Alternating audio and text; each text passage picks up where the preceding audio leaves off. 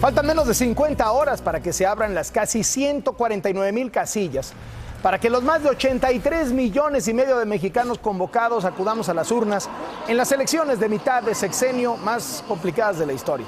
Los problemas no radican en la competencia política, que no pasó de las descalificaciones y la guerra sucia de siempre, sino en la violencia que ha llevado a la ejecución o asesinato de una veintena de personajes relacionados con el proceso electoral, entre candidatos, dirigentes partidistas, coordinadores de campaña, promotores del voto. Y a la violencia política o criminal o político-criminal hay que agregar la otra, también impune, que desde el lunes llevan a cabo los que se dicen maestros y actúan al amparo de las siglas de la CENTE con el objetivo de sabotear las elecciones del domingo. Esta ofensiva incluye el bloqueo de instalaciones consideradas estratégicas para el país. Es el caso de Oaxaca.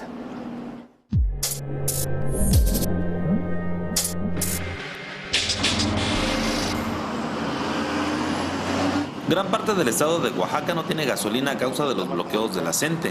Desde principios de esta semana están bloqueadas la refinería Antonio Dovalí Jaime en Salina Cruz, de donde salen 220 pipas diariamente, y la terminal de almacenamiento y distribución de Pemex en Santa María el Tule, al oriente de la capital oaxaqueña. En el centro de distribución los accesos están bloqueados por carpas, lonas y casas de campaña. Adentro hay decenas de pipas abastecidas listas para el reparto, pero no pueden salir por el bloqueo. Solo unas cuantas gasolineras tienen combustible y hay largas filas de vehículos.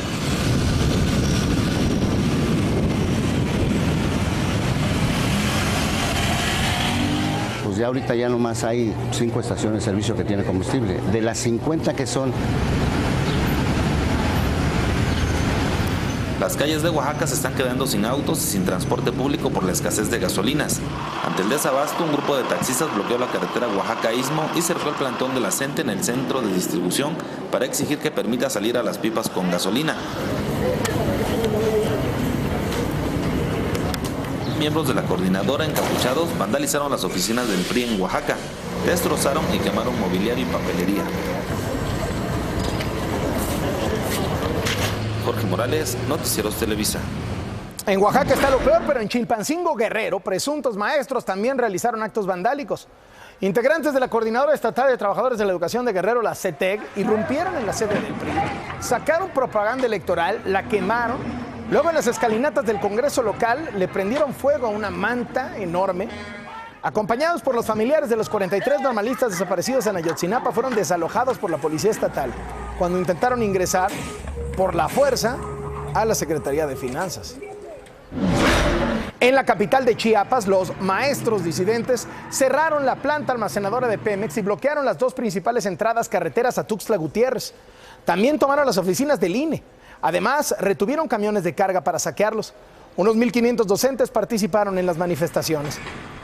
En Michoacán, los maestros tenían bloqueados la mayoría de los comités distritales del Instituto Electoral del Estado. Anoche decidieron liberarlos.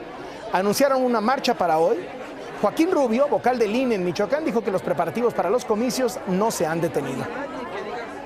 ¿Dónde anda la CENTE en el Distrito Federal? Iván Saldaña, cuéntanos. ¿Qué tal, Carlos? Te saludo con gusto nuevamente. Y bueno, nos encontramos aquí en Avenida Plaza de la República, justo esta vía que comunica el Paseo de la Reforma con la explanada Plaza de la República. Y bueno, por cuarto día consecutivo, esta vía, que es sobre todo turística, es una vía que conduce a esta explanada Plaza de la República, se encuentra resguardada por elementos del agrupamiento de granaderos, así como la cara oriente, la parte principal de la plaza, en donde más de 700 elementos de la Secretaría de Seguridad Pública capitalina se encuentran vigilantes y resguardando este espacio para evitar que los integrantes de la CENTE extiendan su plantón que se encuentra en la cara poniente desde hace 1 año y 7 meses hasta este lugar. No se han registrado enfrentamientos ni conatos de violencia, todo ha estado muy tranquilo. Y es la situación que prevalece. Se estima que los elementos de la Secretaría de Seguridad Pública capitalina permanezcan aquí por lo menos hasta este domingo, día de la jornada electoral. Carlos. Muy bien, estamos al tanto y muchísimas gracias, Iván Saldaña, nuestro compañero reportero. Oiga, fíjese que el expresidente municipal de Atizapán de Zaragoza, Estado de México, el panista Gonzalo Alarcón Bárcena, así como su ex tesorero Alberto Torres Almeida y el exsecretario municipal Wilfrido Torres González, son buscados por la Procuraduría General de la República. Están acusados de fraude, peculado y ejercicio indebido del servicio público. Esto luego de que el pasado 18 de mayo, la Auditoría Superior de la Federación ratificó una denuncia entablada en 2010, en la que se establecía que los tres se llevaron 50 millones de pesos y presuntamente todo ese dinero fue desviado a una cuenta de inversión privada. El 31 de diciembre de 2009, el último día de su gestión, los fondos desaparecieron. La PGR señaló que en las próximas horas podrían ser detenidos. Mario Torres, vamos contigo. Carlos, buenos días. Este viernes se espera que la PGR defienda la situación jurídica de Rodrigo Vallejo Mora, el hijo del exgobernador de Michoacán, Fausto Vallejo. Resulta que hay dos escenarios, Carlos. El primero es que el Ministerio Público ejercite acción penal en su contra o bien que solicite un arraigo. Rodrigo Vallejo fue detenido el pasado domingo y este viernes se determina si el Ministerio Público encontró elementos de prueba en su contra o bien lo podría dejar en libertad, Carlos. Muchas gracias y estamos al tanto. Los gobiernos de México y Estados Unidos establecerán un plan de capacitación para investigadores y analistas de información delincuencial. Así lo acordaron Tomás Herón, director de la Agencia de Investigación Criminal de la PGR, y el nuevo titular de la DEA, la Agencia Antidrogas de Estados Unidos, Chuck Rosenberg. Esto en el marco de la 32 Conferencia Internacional para el Control de las Drogas, en las que el mexicano Tomás Herón de Lucio fue nombrado vicepresidente para Norte y Centroamérica de esta instancia. Iván Saldaña, vamos contigo. Gracias, Carlos. Y bueno, el día de hoy a las 4 de la tarde se tiene programada una marcha que partirá del Ángel de la Independencia al Zócalo capitalino. En esta marcha participarán padres, familiares y simpatizantes del movimiento de la guardería ABC. Se conmemoran 6 años del fallecimiento de 49 pequeñitos tras un incendio en esta guardería allá en la capital del estado de Sonora, en la ciudad de Hermosillo. Así que bueno, pues va a haber cortes a la vialidad por esta manifestación que parte a las 4 de la tarde del Ángel de la Independencia sobre el Paseo de la Reforma y pretende llegar hasta la plancha del Zócalo capitalino para que la gente que circule a esa hora por este lugar pues tome sus precauciones. Carlos. Muchísimas gracias. Un especial de Luis Pavón Vázquez después del corte se llama Vengo a entregarme. ¡Pónganse cerrado, señores! Es la primera cárcel del país cuya población es totalmente indígena, donde los reos pueden vestir parte de su indumentaria típica, donde se pueden reencontrar con sus costumbres, con su gente, hablar en su idioma sin pena, y donde la mayoría de los internos llega por su propio pie.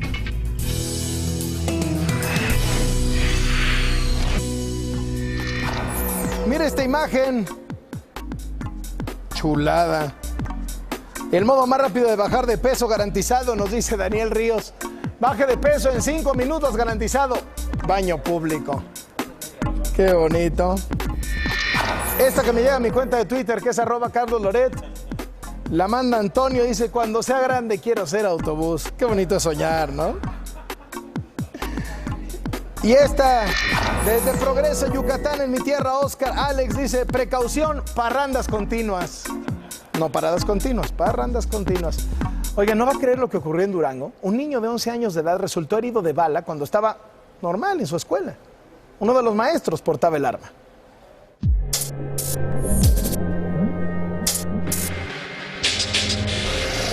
El niño corría por un pasillo de la escuela Benito Juárez y al chocar con uno de los maestros se oyó un disparo y cayó al suelo. Se escuchó como cuando se revienta un globo, nada más. Por ahí estaba una ojiva.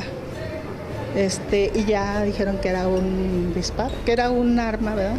Tras el accidente, los padres del menor fueron avisados de que su hijo había recibido un tiro. Me avisan que está herido, yo me traslado a la escuela y yo lo encuentro herido pero consciente. El menor fue trasladado al Hospital Materno Infantil, donde se le practicó una cirugía en columna y pelvis. Según la Fiscalía de Durango, el maestro portaba un arma calibre .380 en su maletín que se disparó accidentalmente cuando chocó con el menor. Y bueno, pues esta persona fue trasladada y ya judicializada ante la autoridad correspondiente por la responsabilidad que le resulte. Luego de los hechos registrados aquí en la primaria Benito Juárez, en la ciudad de Durango, la operación Mochila se extendió no solamente a los alumnos, sino también los maestros y personal de la institución son revisados. El menor se encuentra estable y fuera de peligro. En tanto, el profesor permanece detenido acusado del delito de lesiones. Carlos Martínez, Noticieros Televisa. Primero el mundo, Diana Bucetich. Gracias, Carlos. Como ayer le informamos en Primero Noticias, en Accra, la capital de Ghana, ocurrió un gran incendio en una gasolinera. El número de personas muertas se elevó a por lo menos 200.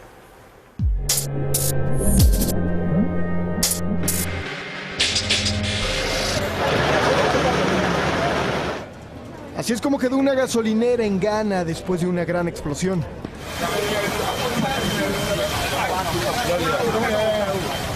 Era la noche del miércoles.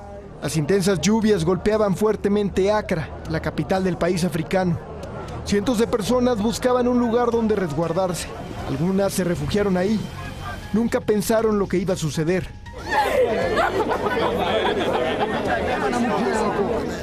Según uno de los bomberos, el siniestro fue causado porque la inundación condujo gasolina a un incendio cercano y el fuego se propagó. Sacamos casi de 50 a 60 cadáveres y en el otro mercado sacamos muchos cadáveres. Entre ellos había una niña y otro cadáver que sacamos fue de una madre, muerto también su bebé. Algunas de las casas de este lugar se quemaron, pero afortunadamente para nosotros no se murió nadie y todos estamos vivos.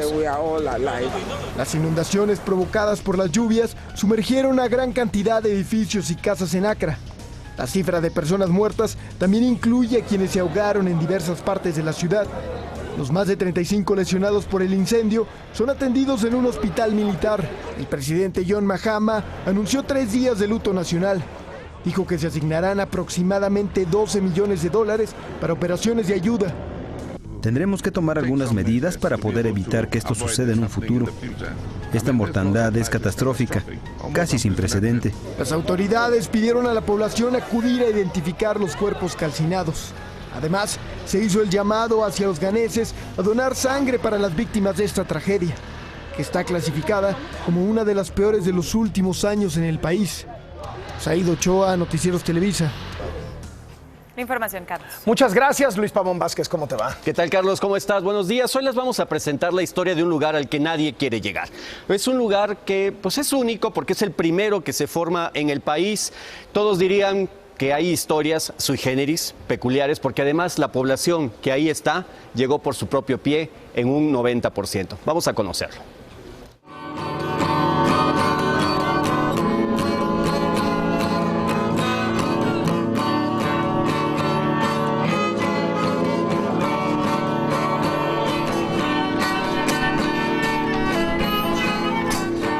Es la danza de la lluvia y la lluvia se hizo. Jugar a las luchas sirve como una demostración de fuerza. 15. Jugar 15 sirve para desarrollar las habilidades mentales. Son parte de los usos y costumbres de los rarámuris, tradiciones que pueden practicar en un lugar poco común.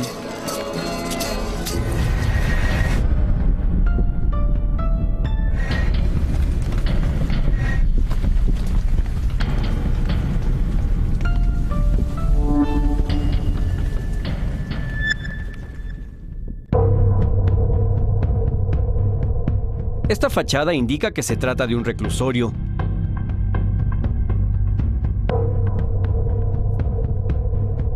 Un penal que aparenta ser como cualquier otro. Pero lo que hay en su interior lo hace único.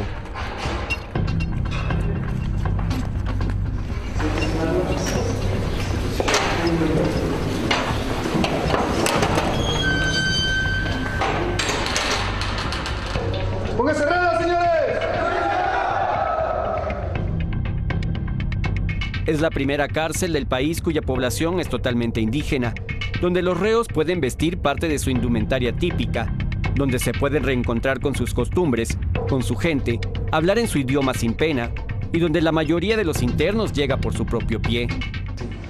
Tengo un primo mío, yo vine y me entregué, no quería hacerle delito al gobierno, yo lo que quería era arreglar para andar a gusto. José Loreto mató a su primo durante una de las fiestas patronales de su pueblo. Fue con el Ministerio Público y confesó su crimen, pero este no le hizo caso y lo regresó a su casa. Pasó un año hasta que fueron por él y lo ingresaron al Cerezo. José Loreto, hombre de 33 años y sentenciado a 12 años de prisión, nunca se dio a la fuga. Yo mismo soy testigo de que muchos de los internos que aquí se encuentran vienen y se presentan ante la autoridad, porque en su comunidad es un castigo o es una indicación superior de su gobernador o del representante, del líder en esa comunidad, de decirle, mira, cometiste este delito, entrégate a la autoridad para que se haga justicia. Ubicado en Huachochi, el corazón de la Tarahumara, a 4 horas de la ciudad de Chihuahua, el cerezo número 8 concentra puros reclusos varones, la mayoría de la etnia rarámuri. El comportamiento del rarámuri y de otras etnias del estado de Chihuahua se percibe siempre como personas muy pacíficas.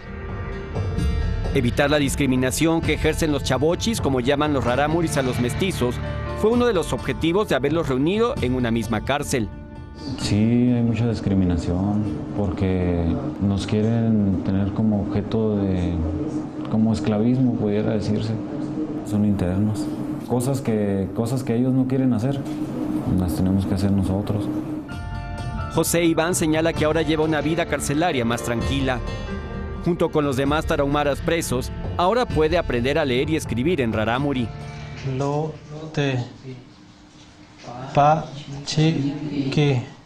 Yo soy raza indígena, yo entiendo muy poco lo que ustedes dicen, ¿no? Yo batallé mucho para poder hablar en español. Terminé secundaria, batallo poquito todavía. Para respetar sus usos y costumbres también tienen acceso a la medicina tradicional. Chuchupate, toronjil o gordolobo son algunas hierbas que forman parte de la farmacia que tiene la clínica del Cerezo. El empacho es una de las enfermedades más comunes. Yo al principio doy la primera atención, doy esa primera consulta y al igual doy el primer intento de acercarme con ellos bajo la medicina tradicional. Los médicos tradicionales hacen una evaluación primero de qué es el problema que tienen, ya después nos piden lo que ellos necesitan para un segundo acercamiento, ya sea huevo, sea alcohol, sean plantas. El 1 de enero de 2015 fue cuando empezó a funcionar este penal con toda la población indígena del estado de Chihuahua. Antes había funcionado como una cárcel municipal. Y así operó casi 30 años. Sus instalaciones estaban en el abandono. Fue en agosto de 2014 que cerró sus puertas. Actualmente el penal de Huachochi cuenta con 287 rarámuris presos. Homicidio, violación y lesiones son los delitos más cometidos por estos internos. La mayoría lo hizo en estado de ebriedad, bajo los efectos del tesguino, una bebida fermentada de maíz que acostumbran beber. En cada celda duermen 10 internos, acomodados en literas y en un espacio de 4x4. En principio es una buena medida, pero tampoco podemos pensar que sea suficiente. Habría que asegurarse que no solamente consiste en instalaciones especiales para tener bajo encierro a los indígenas, sino que esa institución, como dice ser, sea realmente respetuosa de la cultura indígena, pero de manera integral. Una prisión que con el tiempo se verá si cumple sus objetivos. Carlos, ojalá que este penal sirva de modelo y que otros estados lo adopten, pero sobre todo que se cumpla lo que está diciendo la autoridad, ¿no? De que de verdad van a respetar los usos y costumbres y darle un buen trato, redignificar al indígena que se encuentra en prisión. Una de las ideas es certificarlo por parte de la Asociación Americana de Correccionales, también un organismo que ha sido cuestionado porque también dicen es iniciativa privada y atiende a muchos intereses, pero lo cierto es que están en mejores condiciones a cuando era cárcel municipal y ellos dicen que se sienten mejor. Y el honor de ir y entregarse, impresionante. Sí. Gracias, Luis Pavón. La media, el resumen. En Sonora, fuerzas federales rescatan a 13 migrantes centroamericanos en un rancho en los límites entre Caborca y Sonoita. En el lugar se encontraron 3 cadáveres. La policía del Distrito Federal detiene a 120 personas que se enfrentaron por el control de un predio de casi 2 hectáreas en la delegación Tláhuac. Durante la celebración por los 25 años de la CNDH, el Ombudsman Nacional Luis Raúl González advierte que la violencia pone en riesgo los derechos humanos y es una prueba para las instituciones. Hechos violentos que también se han registrado durante el proceso electoral resulta preocupante y no puede ser aceptable. No hay lugar para la indiferencia ni la insensibilidad. El presidente Peña Nieto responde que el gobierno federal trabaja para garantizar el ejercicio pleno de los derechos humanos. Son un objetivo superior que nos une y nos obliga a redoblar esfuerzos.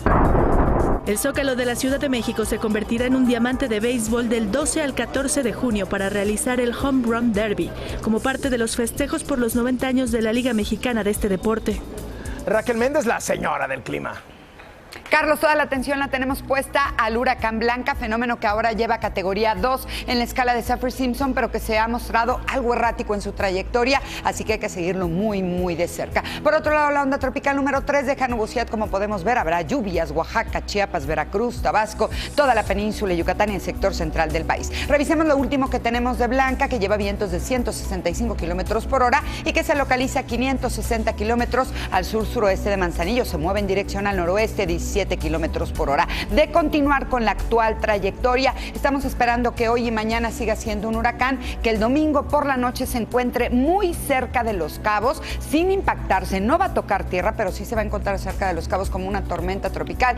El impacto real lo estamos esperando hasta el lunes. Lo puede hacer como tormenta o bien como depresión tropical en esta zona. Entre Bahía Magdalena, Santa Fe y Agua Blanca son los puntos en los que deben de mantenerse bien pendientes de la trayectoria que lleve Blanca, que hoy estará provocando viento, lluvia y altas olas desde Sinaloa y Nayarit hasta Jalisco, Colima, Michoacán y Guerrero. Noroeste del país, lo más importante, el tremendo calorón que han sentido en Hermosillo con 39, Juárez y Chihuahua cálidos con periodos de sol y nubes, lluvias probables para Culiacán y Durango, Mazatlán y La Paz entre 33 y 34 grados. En ese sector hay canal de bajas presiones, esperen chubascos para Saltillo y para Monterrey, Zacatecas y San Luis Potosí, únicamente nublados parciales, tiempo ligeramente lluvioso para Tampico, Matamoros y Ciudad Victoria con condiciones secas. Habrá algo de sol, pero también estará lloviendo durante la tarde en León, Querétaro, Pachuca, Tlaxcala, Aguascalientes 26 grados para hoy, tiempo lluvioso para Tepic y para Guadalajara, y por efectos de Blanca también habrá lluvias en Puerto Vallarta, Manzanillo,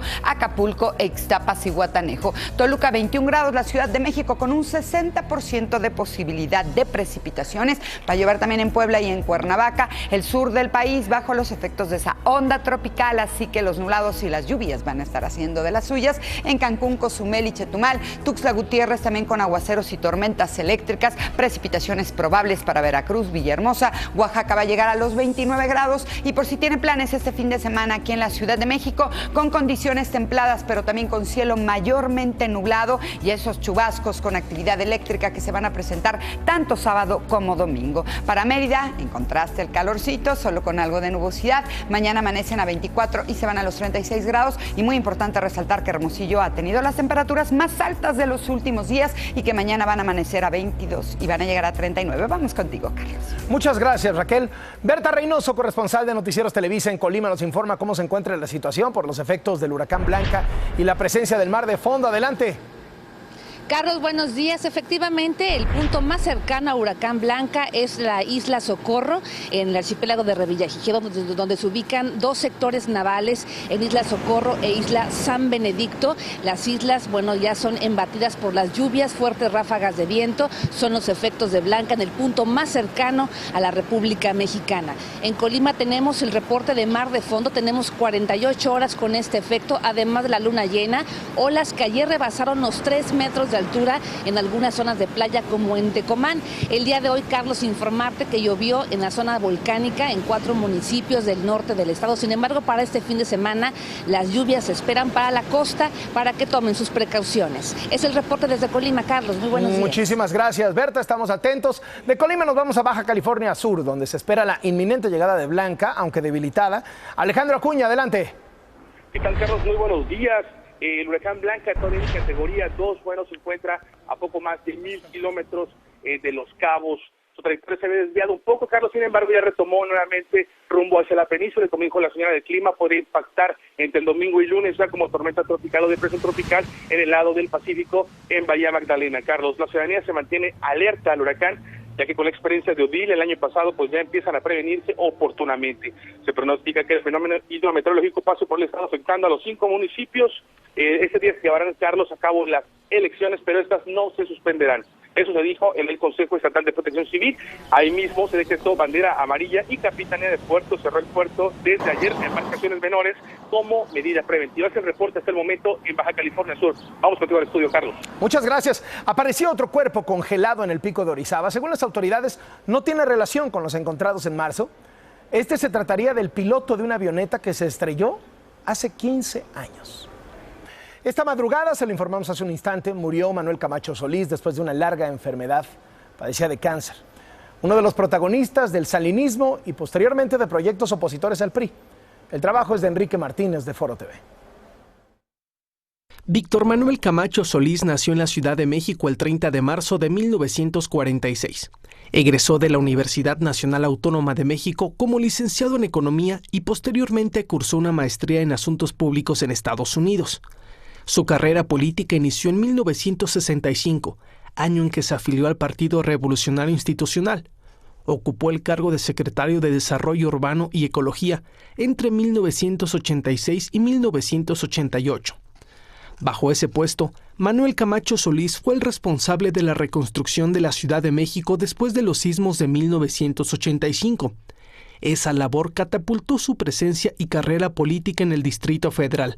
De ahí que su siguiente tarea fue la de coordinar la campaña electoral del entonces candidato a la presidencia de la República por el PRI, Carlos Salinas de Gortari. A raíz del conflicto postelectoral de 1988, Manuel Camacho fue uno de los principales interlocutores de Salinas de Gortari con la oposición que encabezaba Cuauhtémoc Cárdenas. Con esos antecedentes de negociador, Camacho Solís se perfilaba como el secretario de Gobernación del sexenio de Salinas. Sin embargo, el nuevo presidente tenía otros planes para él, generándose así el primero de varios desencuentros entre los dos políticos priistas. Por su alta popularidad en la Ciudad de México tras los terremotos del 85, el presidente Salinas de Gortari designó jefe del entonces Departamento del Distrito Federal a Camacho Solís. Por su trabajo en el Distrito Federal, Camacho Solís se convirtió en uno de los candidatos naturales a suceder a Carlos Salinas. En 1993, el PRI anunció que su aspirante a la presidencia era Luis Donaldo Colosio. El nombramiento disgustó a Manuel Camacho, quien hizo público su descontento. Se negó a felicitar a Colosio Murrieta y renunció a la jefatura del Departamento del Distrito Federal. Ante la reacción y como reconocimiento a su trayectoria política, el presidente Salinas de Gortari nombró a Camacho Solís secretario de Relaciones Exteriores, aunque este nombramiento no detuvo que mantuviera una operación política interna en contra de Colosio.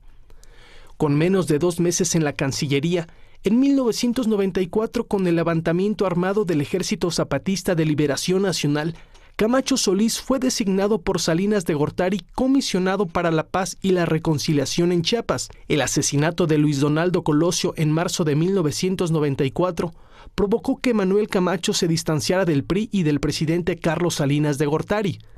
El rompimiento político se agudizó cuando en 1995, desgastado por las consecuencias de la muerte de Colosio, Camacho Solís renunció oficialmente al Partido Revolucionario Institucional y desapareció de la escena política hasta la sucesión del 2000.